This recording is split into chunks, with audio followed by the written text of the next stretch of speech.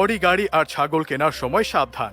একজন বাবাকে অডি গাড়ি উপহার দিয়ে নিজের ইজ্জত হারাইছে, আরেকজন বাবাকে ছাগল কিনে দিতে চাওয়ায় বাবার লুঙ্গি খুলে ফেলছে। কথায় আছে, পাগলে কিনা বলে ছাগলে কিনা খায়। কিন্তু শেষমেশ যে ছাগল কাঁঠাল পাতা মনে করে ওই রাজস্ব কর্মকর্তার লুঙ্গি সহ খেয়ে ফেলবে সেটা তো জানতাম না। আহা, একটি খাসি কেড়ে নিল সারা জীবনের হাসি। লাখ টাকার ছাগলের সাথে কত সুন্দর করে হেসে ছবি পোস্ট করেছিল কিশোর ইফাত। দুই ছাগলকে একসঙ্গে দেখে দারুণ লাগছিল, কিন্তু কেউ কি জানতো এই হাসি তাদের শেষ হাসি হবে? ইফাতের বাবার ফুটফুটে সুন্দর চেহারা বেরিয়ে এলো। ইস, বাবা দিবস যেতে না যেতেই বাবাটা কি এক পরীক্ষার মধ্যে পড়লো।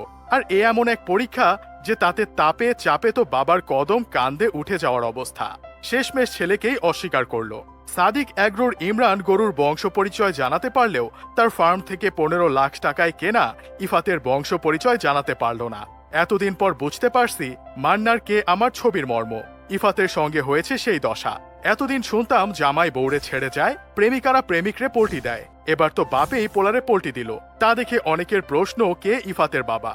এই প্রশ্নের উত্তর খুঁজতে গিয়ে কেউ কেউ সন্দেহের তীর ছুটছে সাকিব খানের দিকে, কারণ তারও তো আবার আলুর দোষ আছে। তবে এদিকে সাকিব খান বলেছেন, ইফাতের বাবার দায়িত্ব আবার আমার উপর যেন না বর্তায়। আমি ইফাতের বাবা না, এবং সিনেমার কোনো নায়িকা ইফাতের মা না।